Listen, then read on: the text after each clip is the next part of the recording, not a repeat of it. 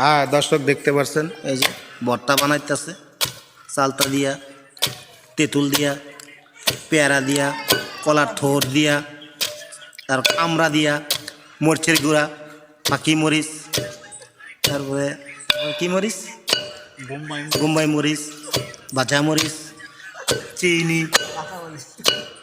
আজকে খানাটা সেই স্বাদ হবে, সেই স্বাদ। দর্শক দেখতে পাচ্ছেন এখন আমাদের ভর্তা বানানো শেষ।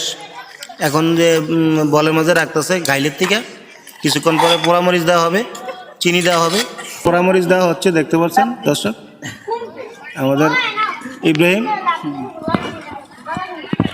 এই যে পোড়ামরিচ। কি স্বাদ রে, আর একটু দেই। ওই লবণ দিয়ে কেন সেখানে কি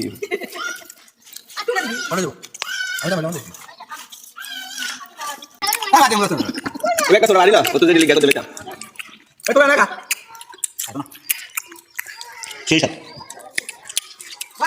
না লাগবে না।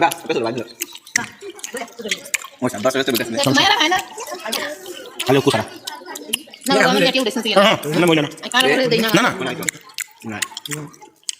এত স্বাদ কে